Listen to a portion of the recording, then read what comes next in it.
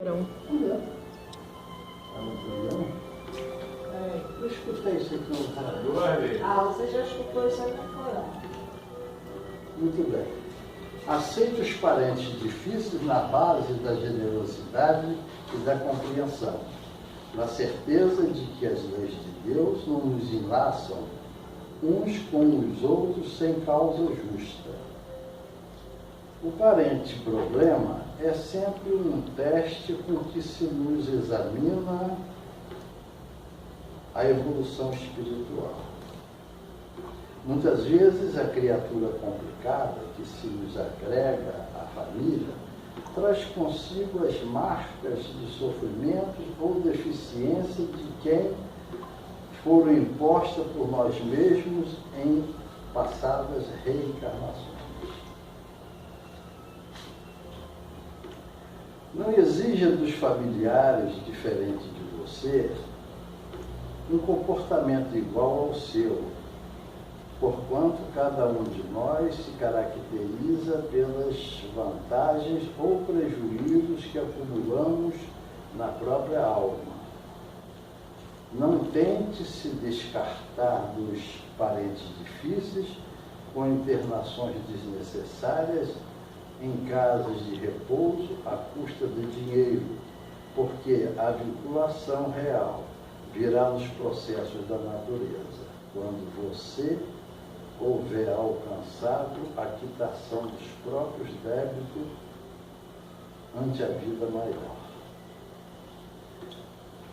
Nas provações e conflitos do lar terrestre, quase sempre estamos pagando pelo sistema de prestações, certas dívidas contraídas por acaso. Muito bem. É tão comum isso, né? A gente na nossa família ter os problemas, né? Os irmãos lá, pai, mãe, filhos, desajustados, e a gente arranjar motivo para aquilo, né? Mas às vezes nós somos culpados de tudo aquilo, né? E essa, graças a Deus, que essa é uma oportunidade que a gente está tendo para reajustar a coisa, né? Muito bem. Vamos fazer nossa crise inicial. Senhor Jesus, mais uma vez nos reunimos aqui em vosso nome para estudar a vossa doutrina e para tratamento espiritual. Assim nós rogamos que seja proveitoso esse estudo de hoje e pedimos também aos amigos espirituais que assessoram a nossa escola, nosso diretor, Marquinho, que estejam sempre presente e que possa incluir o irmão que vai fazer a palestra de hoje, Flávio Ali. E dessa forma, agradecemos e pedimos que Jesus nos abençoe hoje e sempre. Que assim seja, graças a Deus.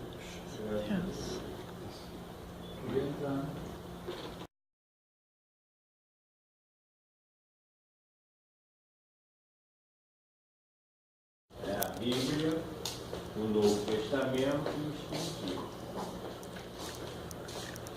Muita gente dá muita importância, muita gente que eu digo no meio espírita, né? Não dá muita importância ao Velho Testamento, o Antigo Testamento, como Gustavo Kardec fala. Mas ele fala que o problema do Antigo Testamento são as alegorias, que as pessoas leem ao pé da letra e interpretam ao pé da letra. Então, é um erro. O que está na Bíblia, não. O que está errado são as interpretações. E ele vai muito profundamente no estudo do Velho Testamento, e eu me identifico muito com essa área de estudo. Eu gosto muito de estudar o Velho Testamento, o Novo Testamento, o Espiritismo, e a gente começa a entender que a Bíblia não pode condenar o Espiritismo. Por quê? Porque a Bíblia é um livro essencialmente mediúnico revelador do mundo espiritual. Então, como vai condenar uma coisa que está ali explicitamente apresentada, né? Então, para a gente entender um pouquinho, nós vamos ver aqui, ó, a Bíblia quer dizer o livro. Na verdade, é uma biblioteca reunindo os livros de diversas religiões hebraicas. Representa a codificação da primeira revelação do ciclo do cristianismo. Olha como é que ele busca essa informação. Porque qual foi a missão de Moisés aqui na Terra? Foi falar de um Deus, Pai Criador, né? Revelar a existência de só um Deus. E veio também falar da vinda de um Messias. Então Moisés nos revela que existe só um Deus e nos revela que viria um novo revelador, que seria o Messias, que era maior que ele. Muito bem. Agora, quem falava com Moisés? Eis aí a questão que a gente tem que estudar. Para quem lê ao pé da letra, né, que não tira o véu, que te mostra a realidade das coisas, vamos dizer que quem falava com Moisés era Deus.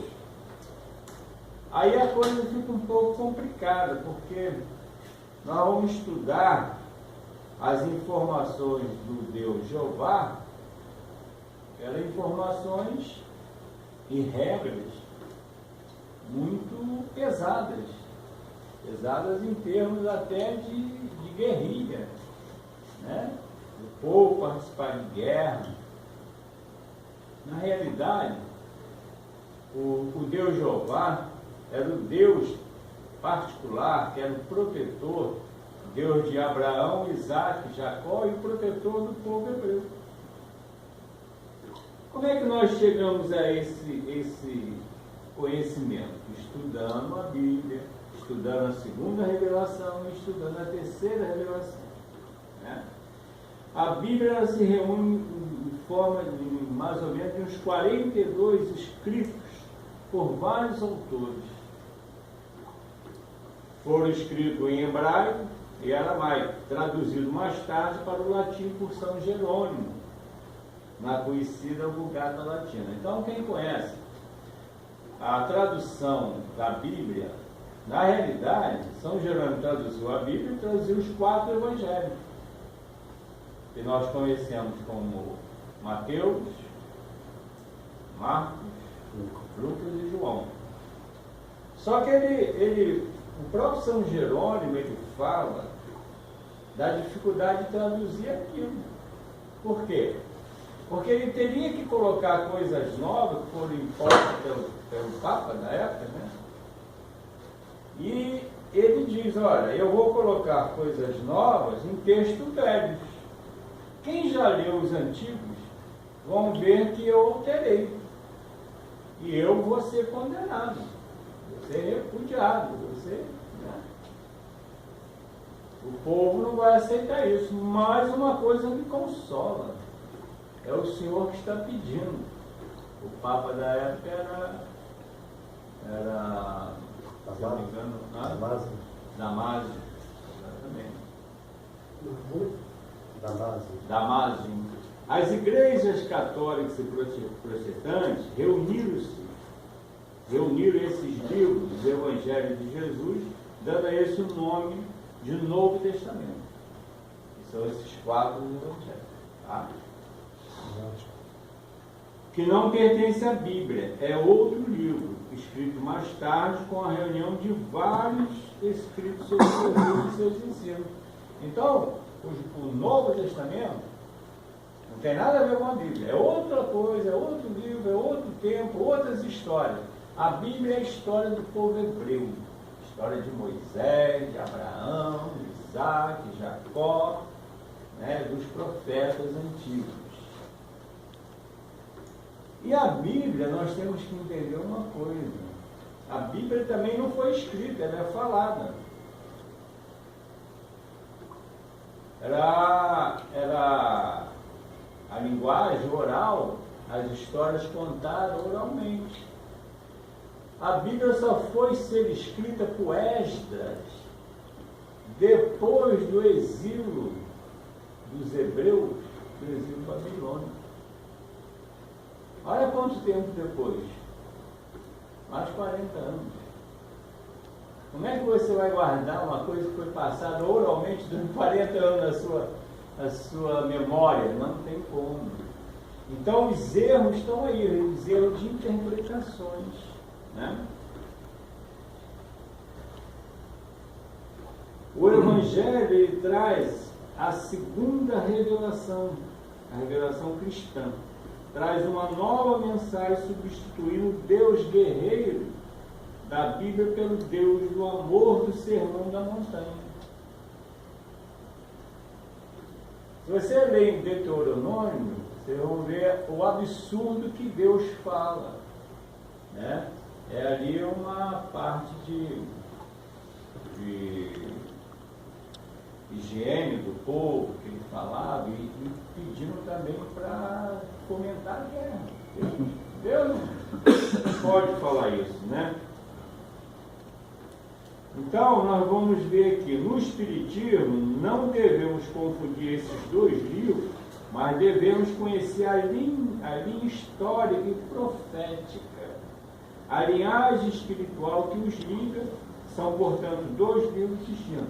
Mas há uma ligação, porque um é a primeira revelação, o outro é a segunda revelação. Na primeira revelação, os Espíritos falavam com Moisés, através da sarça, né, onde apareceu uma chama. Hoje nós conhecemos pela ciência espírita que aquela chama é um espírito, que o espírito é uma chama. O espírito não tem forma, o que tem forma é o corpo do espírito, que no Kardec deu um nome de perispírito. E São Paulo, em Coríntios, dá um nome de corpo espiritual. E quem falou com Moisés não foi Deus, foi os espíritos enviados por Deus. Já São Paulo fala isso. Quem falava com Moisés eram os espíritos enviados por Deus, os administradores de Deus, os anjos enviados por Deus. O que é anjo? O que quer dizer anjo na linguagem bíblica? Espírito. Espírito já um pouco superior, mas não Deus. Tá? A antiga religião hebraica é conhecida como mosaísmo, porque surgiu e desenvolveu-se com Moisés. A nova religião dos evangelhos é designada como cristianismo, porque vem dos ensinos do Cristo. Mas assim como nas páginas da Bíblia fala do advento do Cristo, mas também nas páginas do Evangelho está anunciado o advento do Espírito de verdade. Eu falei anteriormente, na primeira revelação, Moisés fala do advento do Messias, anunciando que ia chegar um novo Messias. E Jesus fala do advento do Espírito de verdade, que presidiu o quê? A doutrina dos Espíritos, que é o Espírito de verdade, nada mais do que Jesus Cristo, que usou esse novo nome. E nós vamos ver em Apocalipse que ele fala: quem conhecer o meu novo nome será a coluna de Deus. Ele é todos nós. Tá? Este advento se deu no século passado,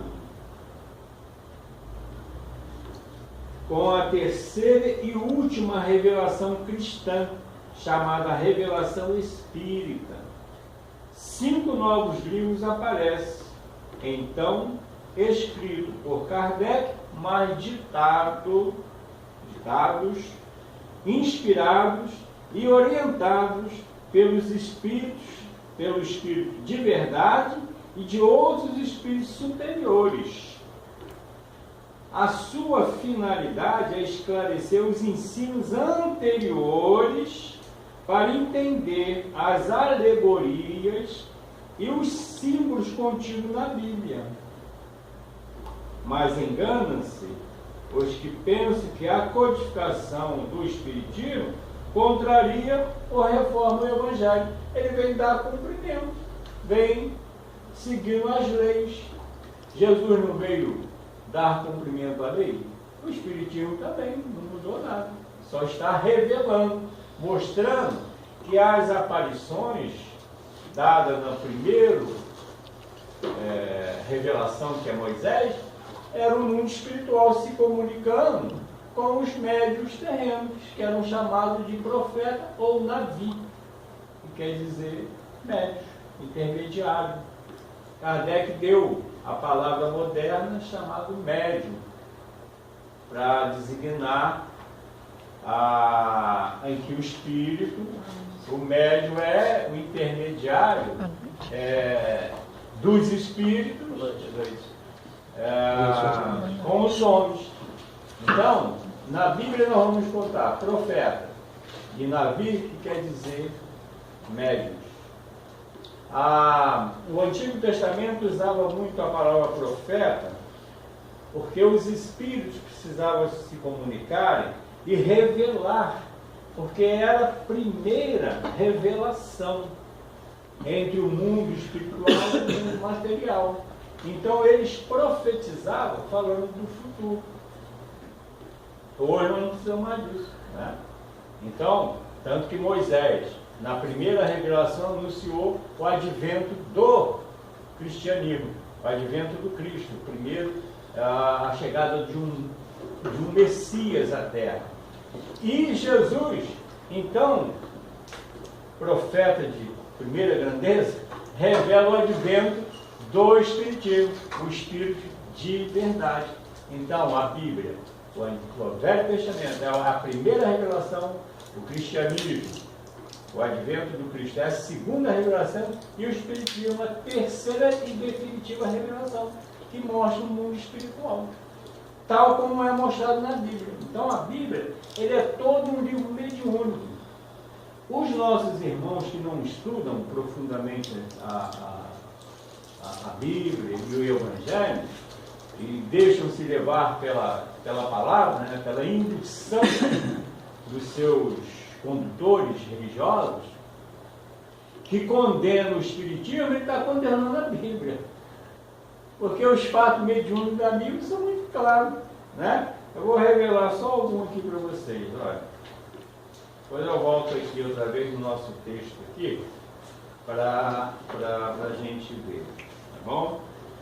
Nós vamos ver aqui, ó, né, em Números, temos a descrição de 2 fatos mediúnicos valiosos. Primeiro, o Senhor fala a Moisés: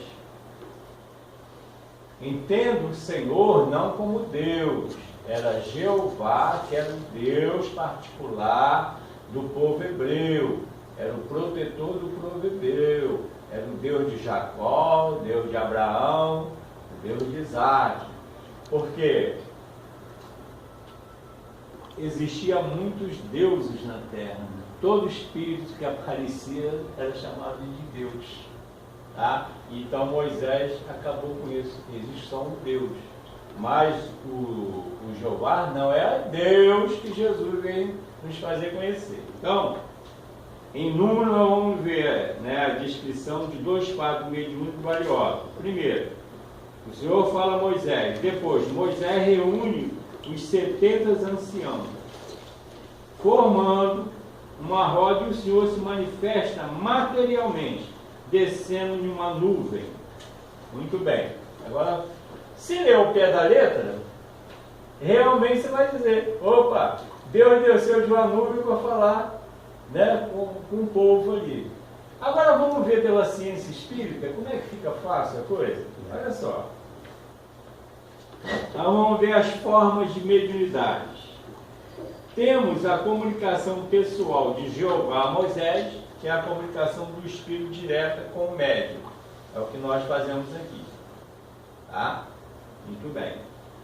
A seguir, vem o fenômeno evidente de materialização. Quem já ouviu falar em materialização dos espíritos? Tá? Através da mediunidade dos anciãos, reunido para isso na tenda. A nuvem é a formação de ectoplasma, no qual o espírito se corporifica. Para que houvesse a materialização daquele espírito, era necessário que tivessem médios de efeito físico para produzir o fenômeno da materialização, que fornecia ectoplasma. O que é ectoplasma? Ectoplasma é uma substância viscosa, leitosa, que sai da boca do médium, do ouvido e nariz. Forma uma nuvem, como fala aqui, uma nuvem branca. O espírito entra e absorve nessa nuvem branca. Ele entra, absorve esses elementos ectoplásmicos que os médios estão fornecendo através da célula do corpo físico. E ele então se torna tangível. Materialmente, você pode tocar no espírito, como eu estou tocando aqui em mim. E tem pulsação. E tem calor também.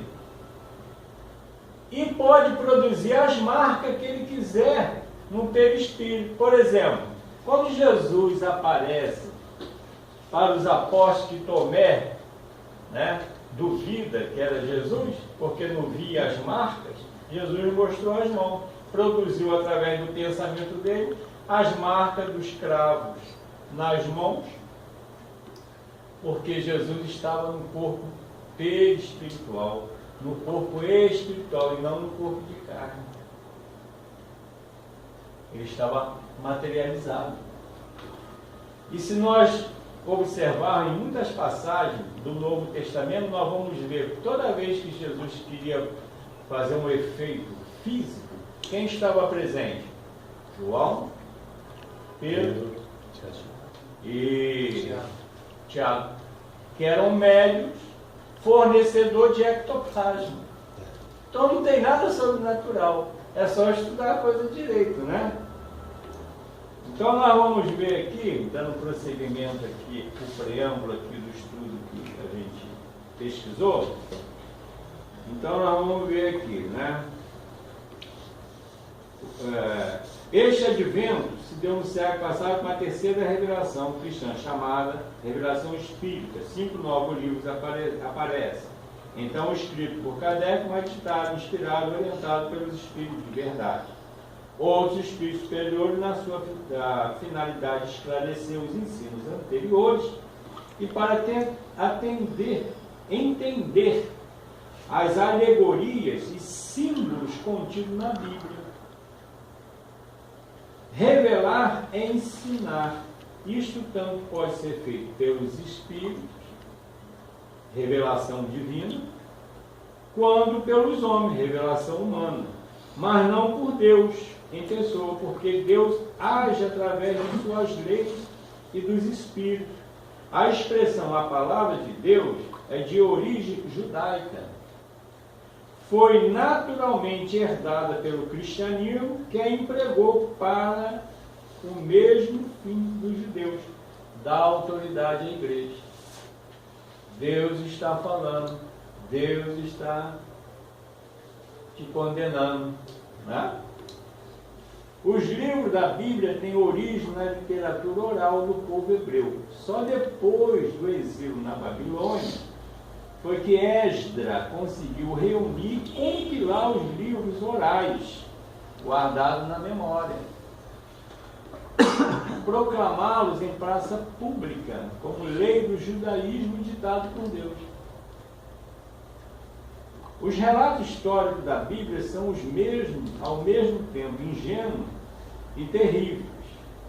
A gente vê em Deuteronômio, capítulo 23 e 28, veja se Deus podia ditar aquelas regras de higiene simplória e aquelas impiedosas leis de guerra total, aquelas maldições horríveis contra os que não creem na sua palavra.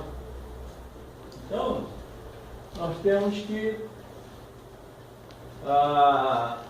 nos concentrar nos nossos estudos, porque as revelações vão avançando com o tempo, né? No tempo de Moisés, obviamente que não tinha, o povo ainda não estava tão esclarecido com o progresso da ciência materialista, que hoje comprova o ectoplasma. E quem foi o primeiro a comprovar o ectoplasma, a ectoplasmia, ou seja, que os médicos fornecem? Né? Charles Richer, lá atrás, na ciência, em 1800 e coisa, 1700, por aí, né? Nesse período. Então, André Richer, que deu nome a essa substância que os médicos forneciam. E preste atenção que Moisés andava sempre com aqueles anciões. Sempre com os 70, porque era eles que forneciam as condições necessárias para o Espírito de Jeová se comunicar, para o Espírito de Jeová fazer os efeitos físicos que era necessário fazer, para o povo poder entender que existia um Deus, mas que não era Deus. Tá? Só os que não conhecem o fenômeno espírita podem aceitar que ali se deu um milagre, nesse caso aqui da materialização de Jeová, quando Moisés é o intermediário. E pode aceitar também a manifestação do próprio Deus. Longe disso, Jeová era o Espírito protetor de Israel, que se apresentava como Deus, porque a mentalidade dos povos do tempo era mitológica. E os espíritos eram considerados deuses. Os filósofos, Tales de Mileto, o filósofo Tales de Mileto já dizia na Grécia, 5 séculos antes de Cristo, o mundo é cheio de deuses. Quer dizer, o que é filosofia? É buscar a verdade, conhecer a verdade. Os filósofos estudavam isso, já naqueles séculos. Só que o nosso problema maior, o problema do cristianismo e do protestantismo, é não estudar com seriedade a coisa, porque você quer se fazer enganar que Deus falou. Deus está aqui, a palavra de Deus. Aí você vai ver Deus, né, mandando invadir terras, roubar, que era saquear, estrupar. Não pode se conceber um Deus dessa natureza, né? Aí vem Jesus e fala do Deus do amor, Deus do perdão, né? Que nos dá a oportunidade de nos regenerarmos, porque Deus não quer a nossa condenação, Deus quer a nossa regeneração. E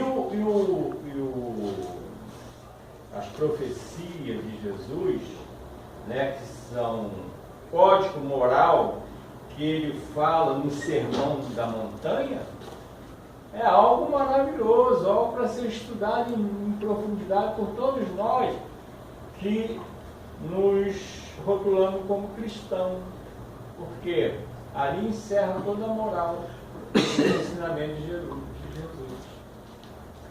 E Jesus fala, né, não só sobre a reencarnação como lei de progresso, de evolução, que o próprio Nicodemos, que era mestre em Israel, entendeu logo de primeira quando ele disse: se não nascer de novo, não vai ver o reino dos céus. Mas o reino dos céus, a gente tem que entender que é um mundo espiritual. A gente está em paz no mundo espiritual com a consciência tranquila de que realizamos as coisas certas aqui na Terra, coisas boas. E o inferno, a gente tem que entender, é a nossa consciência nos cobrando as coisas erradas que nós fizemos. E Nicodemos então entende isso, mas como eu, olha a resposta de Nicodemos e a pergunta, como eu, já idoso, posso entrar novamente no reino no ventre da minha mãe? Então ele entendeu que ele tinha que renascer novamente. E Jesus fala, se não nascer da água e do Espírito, você não entra no reino do céu. O que é nascer da água? Como é que se forma o corpo físico no útero feminino? O óvulo, quando é fecundado, tem 95% de líquido. Depois vem o líquido aminoácido, que é para dar a formação do corpo de carne, né, e poder proteger o feto contra as agressões que vêm de fora. E o espírito? Vem da onde? Quem cria? Deus. É Deus. Agora é um espírito 0 quilômetro que chegou ali? Porque se o espírito nos ensinamentos de algumas religiões é criado no momento da concepção, no momento do nascimento, não podia vir paraplégico, não podia vir mongolóide, cego, surdo, mudo e com outras deformações congênitas. Porque aí Deus estaria errando em alguma coisa. E Deus não erra, Deus é o todo. Deus é o Criador de todo o universo. Né? É o ser onipotente, onisciente, onipresente. Né? É a causa primeira de todas as coisas. Agora, se vem assim, por quê? Aí nós vamos buscar a chave que o Espiritismo abriu para a gente, que é a reencarnação. Os nossos compromissos, nossos delitos do passado estão presentes nesta nova encarnação, impressos na consciência do Espírito. A gente precisa entender uma coisa muito séria, que o corpo físico, ele só se movimenta porque o Espírito é que faz o corpo ter vida. Por isso, quando o Espírito encarna, se chama de alma. Alma quer dizer, deu vida, não é isso? Tudo que a gente fala que tem vida tem alma, né? É a alma da coisa. Então, a alma dá movimento ao corpo. O cérebro carnal, ele não pensa. Quem pensa é o espírito, que aciona as correntes magnéticas, elétricas, para que o cérebro possa passar o que o espírito está pensando. Agora, muitos podem dizer assim, mas se o cérebro nasce com algum defeito, o corpo está defeituoso, está legal, é isso mesmo. Só que o espírito que está nesta encarnação em um estado de expiação ou provação, se ele tem que ter algum problema cerebral, ora, na formação do cérebro, os espíritos que são responsáveis pela encarnação daquele espírito vai produzir alguma anomalia, alguma dificuldade no cérebro, alguma doença, para que ele não tenha acesso naquele comando que vai comandar alguma parte do corpo. Então o espírito não consegue comandar. Por isso a anestesia. A anestesia é uma bênção que Deus enviou à Terra e os nossos irmãos, né, entre aspas, descobriram nada, só lembraram. Né? Então você bloqueia determinado lugar do corpo onde o espírito não tem acesso. Por exemplo, hoje se eu quiser fazer uma cirurgia na mão, eu não preciso tomar uma cirurgia geral. Usa-se a anestesia de bloqueio, que é através da introdução de um catéter com uma agulha que vai bloquear aonde vai ser operada a mão. Então aqui, ó, eu bloqueei. O espírito aqui não tem acesso mais a isso aqui, ao corpo de carne. Aí eu me sinto dor. É por isso. É o caso da obsessão. Ah, o espírito está obsidiando. Aí, mas, poxa, internado lá, o sujeito tomou uma injeção que, pum, o cara ficou, acabou o espírito ali. Claro, bloqueou o cérebro dele, o obsessão não teve mais acesso, ele não pôde mais comandar aquele corpo. E isso se dá temporariamente, ou senão o cara vai viver toda a vida. Enquanto ele estiver encarnado, vai viver sob efeito de hipnótico, de entorpecente. Por isso a necessidade de se tratar também espiritualmente. Tratando o espírito, vai melhorar a situação dele lá. Então, para a gente encerrar, vamos entender a Bíblia como a primeira revelação, que é a base aqui, ó, é o alicerce, para chegar na terceira revelação espiritismo, porque a Bíblia é um livro mediúnico, um livro de efeito físico, um livro de médios curadores, um livro de profecias, livros em que os espíritos falam através dos médios. A segunda revelação vem o código moral, Jesus trazendo todo o código moral para a gente se modificar. E na terceira revelação ele mesmo fala, o meu novo nome, o Espírito de Verdade, que vem a ciência espírita mostrando quem somos nós, da onde nós viemos e para onde nós iremos. Tá bom? Muito obrigado.